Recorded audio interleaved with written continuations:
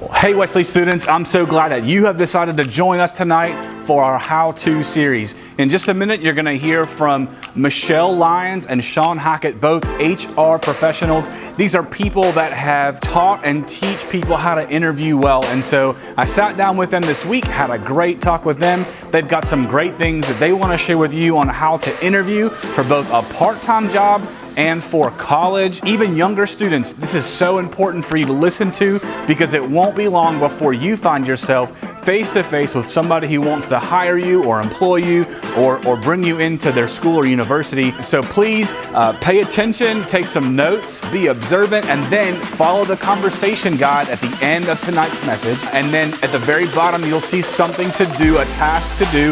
If you'll do that task, turn it into Ellen, you'll get some chances to win some prizes. And then at the end, we're gonna pull somebody's name for the toolbox and the free fall retreat in October. So guys, thank you so much for being here tonight. Thank you for tuning in. I can't wait to see some of you on our Zoom breakout right afterward. We'll see you later.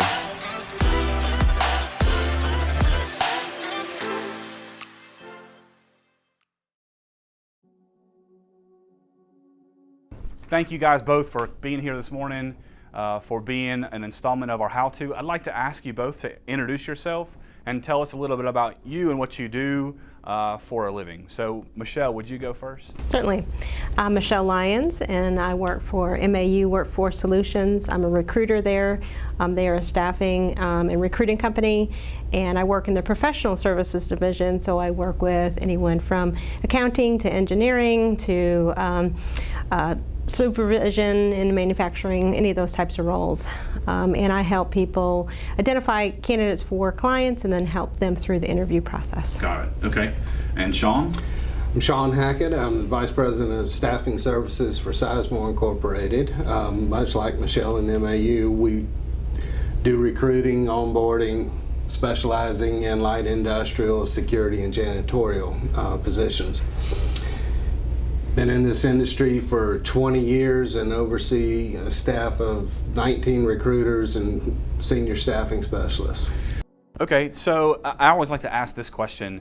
How is what you do, being a recruiter, finding people for companies and businesses to work there, how is that a ministry, or how are you able to serve other people through what you do? Michelle? For MAU, actually, it's interesting because our company, one of our quotes is, "We make lives better." And that's very much in line with our Christian values, is trying to make lives better. And we can do that by helping people, first of all, get a job, which is part of their livelihood. Sometimes it's get a better job, and grow in their skills for interviewing. So, as well as sometimes you just need, in that process, someone who is there to hear you when you're learning and trying to find a position. Got it. 3 months ago, the economy was a lot different. Jobs were a lot different.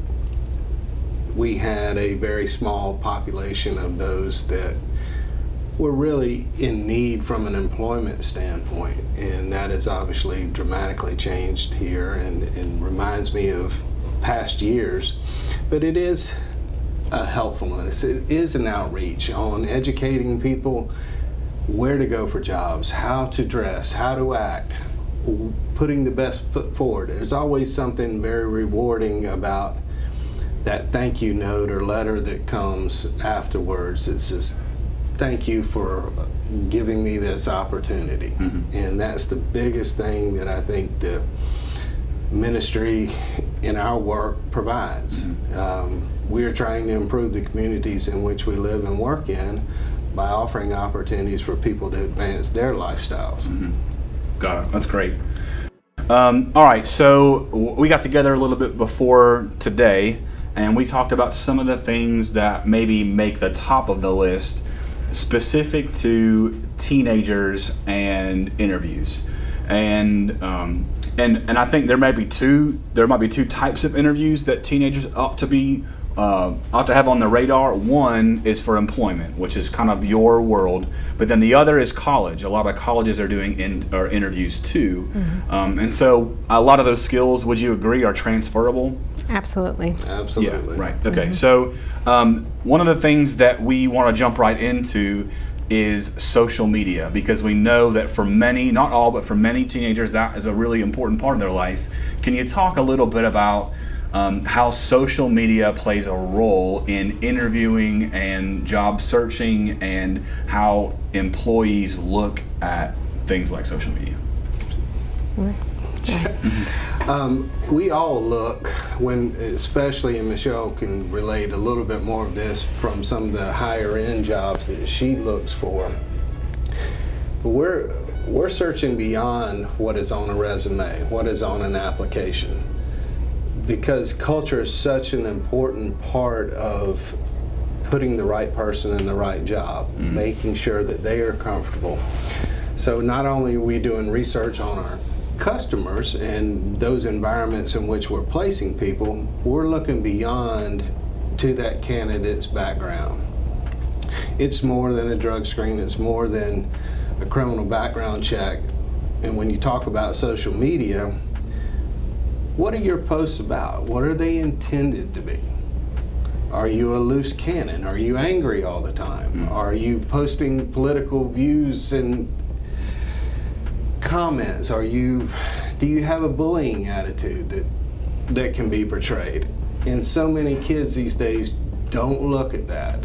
They want to, fit in however that is, and they may be overstepping the boundaries, particularly that older age group. As they're juniors, seniors in high school getting ready to graduate, you don't want to post all those pictures of parties and different types of environments, because as an employer we look at that as a negative. I mean, share the positive things, but you've got to realize that colleges, employers are all digging deep into your backgrounds. Yeah. Employers and colleges think of you as a reflection on them. So just as we were talking about here, is they want to see how are you going to fit, or how are you going to reflect on them as an organization. So that's part of why it's so important for them to take a look at beyond just that piece of paper, the resume and the interview, to see how you're behaving outside of that. The pictures you post, the way you look in those pictures, be careful of all your beach photos and your parties, and make sure that you're making that presentation that you would want people to see outside of just your friends. And remember that social media, what you put out there, stays out there in some digital format forever. It never goes away. It never goes away. I would think that it's not hard for you to think about a time where a person's social media platform negatively impacted their opportunity for a job. Can you think of course, no names, but can you think of a time or a scenario recently, maybe even when that came into play? Absolutely. We were in the process of hiring a young lady, and through that onboarding process, there were some red flags when we started looking at her social media accounts. There were the activities outside of normal work time, where it could be concerts, it could be ball games, but there was alcohol involved. There were, numerous parties. That was what was portrayed outside of a work environment.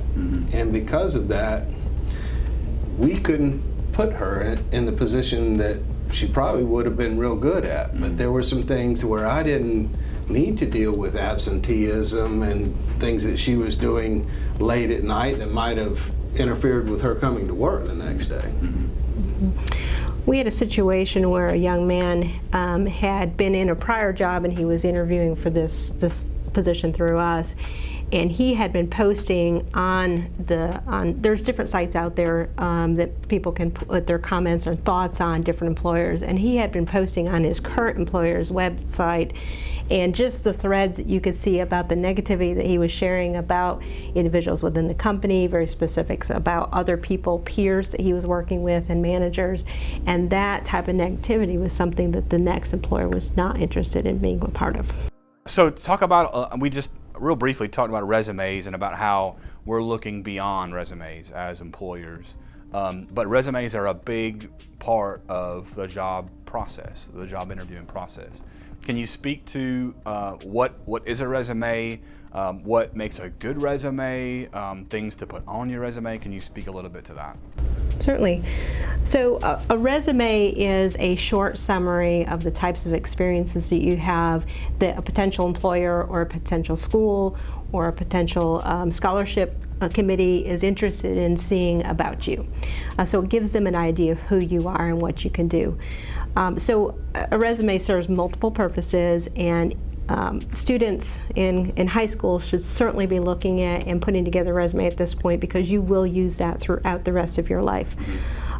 So, you know, some of the key things on a resume to be aware of is grammar, full grammar, not your texting grammar, your full English class grammar that you were taught. Spelling is very important. We all are using spell checks these days, and we get a little bit complacent about spell check but spell check may find a word that's spelled correctly, but it's not the right word in that sentence. So you need to be aware of your spelling, looking it over. The other key thing is at this point for students is to start just keeping up with all the things that you've been doing. There are a lot of things that you've been involved in, whether you've had a job or not, whether it's with your family, with your community, through your church, through your neighborhood, that you've been learning great skills through your schools. You've been learning great transferable skills for jobs. So start keeping track of those types of things. Relating the story the other day, we had a young lady apply for a job, and she was a lifeguard during the summer. And she was able to list 10 different things of being a lifeguard that all pertain to the job that we were interviewing her for. You know, monitors children for this, you know, oversees the concession stands, reconciles the money taken from concession stands. All of these little things that you would not think as a lifeguard, you know, sitting in a chair watching kids swim. And then she went further with some of the interaction that she held for parents. And it was really well crafted, came across great. And I said, I'm going to interview her for something else. If she can be that creative on this, let's take a look.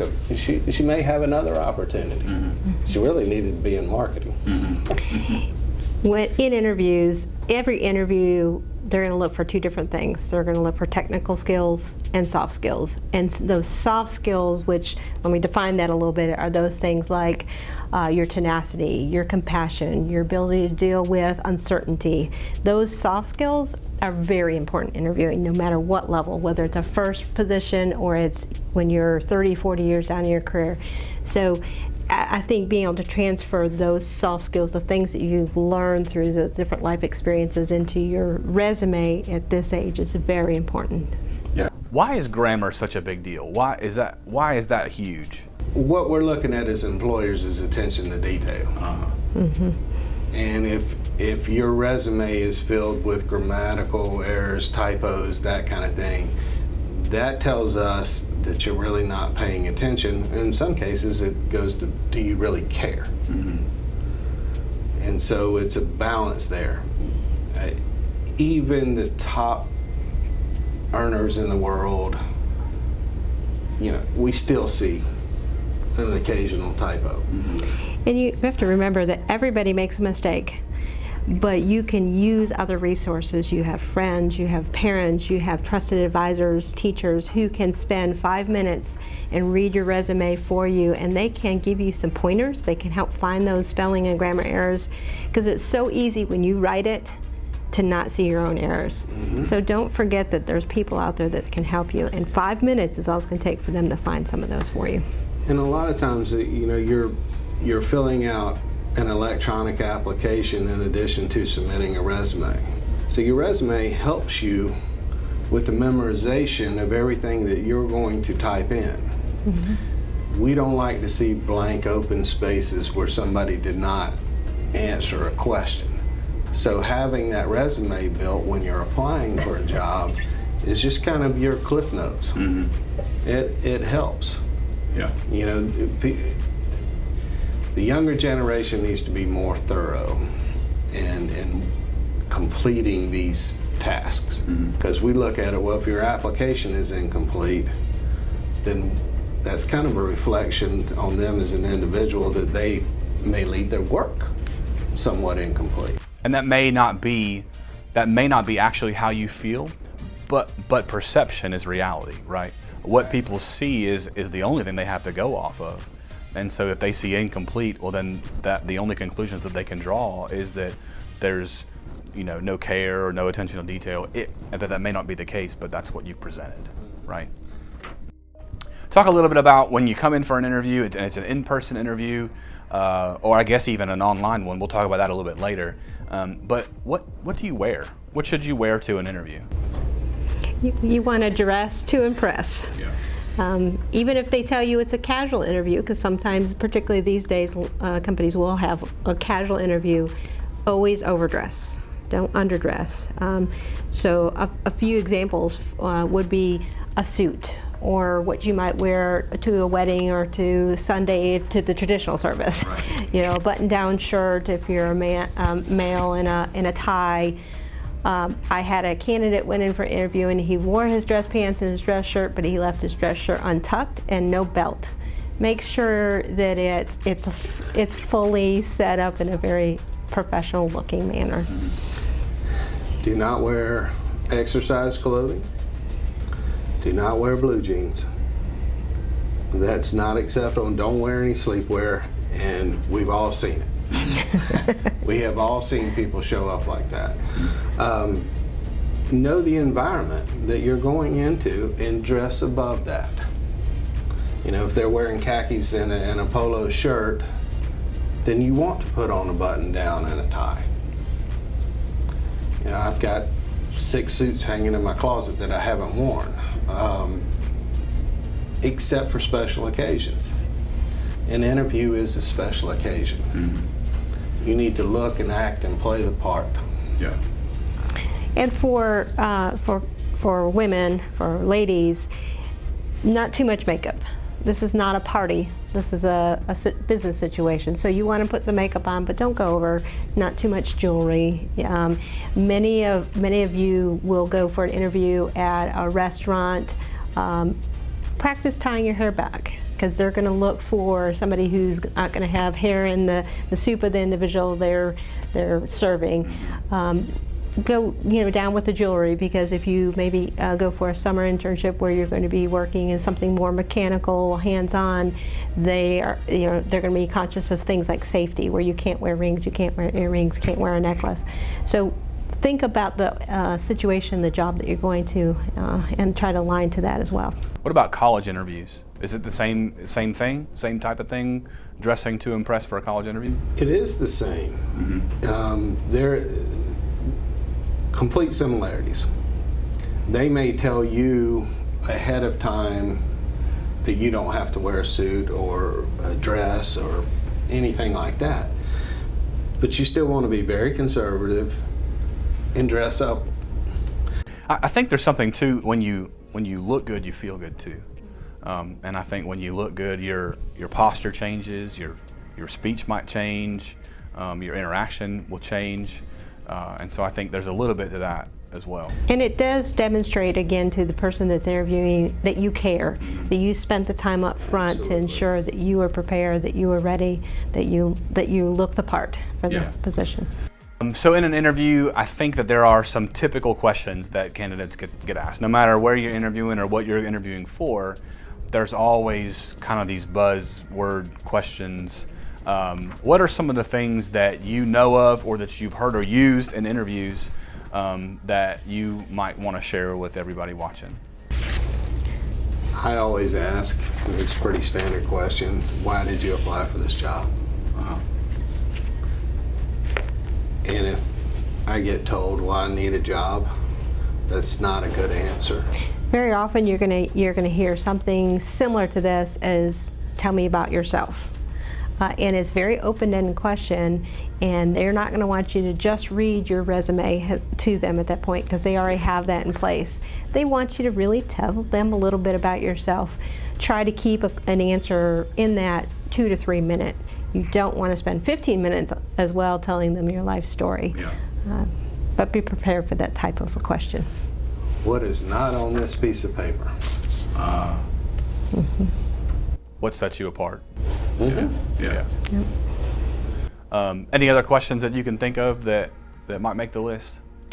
One that I hear very often come up is what I consider a positive and a negative question, and they're usually done together. And they'll ask you, what are your strengths and what are your weaknesses? So again, these go back to those soft skills. This is a chance to tell them about the things that you do well. And then it's always scary to answer the question, what are your weaknesses? But be prepared for that. And what I tell people is that anytime you have a negative bent question, like what are your weaknesses, it's a chance to turn things positive. So you might share, for instance, I type slowly. That may be your weakness. I type slowly. The question then that you want to be able to answer beyond that is, what are you doing to either improve that or to work around that? You may be able to then tell them that I've been practicing. I use a video game solution where I have to touch the right letters just to help improve my typing. You might then tell them that you found a solution where you can talk to your computer and it types the words for you. Yeah. But it shows that you recognize you have an area that you're not as strong as you want to be, and you're working to improve that. Got it. I brought this along for demonstration purposes. It's a folder. This one's a fairly nice folder, but I recommend that if you go to interview, again, whether it's a college interview, a job interview, or a scholarship interview, that you bring a folder. In it, you should have your resume, but I also suggest you write down questions ahead of time, and it can be from your research about the company, things you're curious about. It could just be the questions about, if I get this position, when do I start? What are the working hours? If it's a scholarship, it may be just how long before we hear? Can you tell me about prior scholarship recipients? But you'll want to have some questions to be able to answer that question at the end. It's very important to show your interest. And does more, it shows that you care, right? It shows that you care enough to come prepared. The worst thing that you can have happen is be disengaged. Mm-hmm. And if things have gone well to that point and you get down and I don't know, or no, I don't have anything, no's a negative word. Why would it be important to take some time before you show up to an interview to research a company? What advantages might that give you in an interview? There are a number of advantages. You don't want to go in, and I have this trouble with my own children. I don't know. I don't want to apply that. Why? I don't know. They can't tell me anything about the why not. So if you don't know anything about the company, you're already at a disadvantage. Well, and interviewing is a two-way street. They're looking to learn about you, and it is actually fairly common for them to ask you, what do you know about our company? Or what do you know about our school? So that's one reason why you want to be prepared, because of that question. But the other direction is you're making a decision. Do you want to work for this company? Do you want to go to this school? So you need to really do some research and understand, what are you questioning? What is something you're concerned about? What are things that you want to make sure are good opportunities for you? Is there going to be an opportunity for advancement? Are they going to have, is that school going to have the resources to, for your education that you're looking for? Whatever it might be, you want to learn from them just as much as they want to learn from you. Got it. And then the last thing that I've thought about is especially over the last 2 to 3 months, we have moved from a lot of in-person engagement and activity, including interviews, now to digital and virtual. So can you speak to what that means for people who are looking for a job? What are some things now that they might need to consider, as a lot more hinges on what they're able to do in an interview virtually? Number one, make sure their technology works, so that they can try it first, so there's no glitches. But they've got to treat it the same way. You dress the same, you have to put yourself in a controlled environment. for those conversations. You don't want people walking behind you. You don't want noise in the hallway. You don't want some poster behind you on the wall. Make sure it's appropriate. Find the simplest background that you can get in the quietest environment. Dress accordingly. Make sure your technology works. Michelle, you had shared a story that you want to share at this time? Yes, certainly. This was actually for an entry-level position, so a new college grad in Arizona talking to a company in South Carolina. And so there's a time zone difference, so he was early in the morning up doing an interview, and his roommates got up and walked through the back of the interview during his video conference with their early morning hair and pajamas. So you want to make sure that you're prepared for whatever might happen in those kind of interviews. You don't want to be embarrassed like that. Okay, so last question that I have, is there any one thing or piece of advice or something that we haven't covered today that if you had a teenager right here, what would you tell them about interviewing? The more you do, the better you get. Don't give up. Be prepared. That's as simple and easy as I can make it. Don't get discouraged if an interview doesn't go well. And then a lot of times you can call that hiring manager or whoever you've interviewed with and ask the question, what can I do differently next time that's going to help me get a job not only at your place of business but somewhere else? And most of the time they'll be very open and talk to them what those strengths and weaknesses were. Got it. Yeah, very well said. I think the preparation in advance, one thing I encourage is practice, and practice with others. Again, your resume, have someone else review it. Take some of those common interview questions and practice them with someone else. It's always kind of funny when you know somebody and you're practicing those kind of interview questions, but the more you do it, the better you'll be. That's great. Well, thank you both so much for being here. This was incredible. It was really good information and great content that I know our students and their parents, who I hope are watching with them, are going to, number one, enjoy, but have some good conversations about this upcoming week. So thank you both for being here. I appreciate it very much. You're more than welcome. Thanks.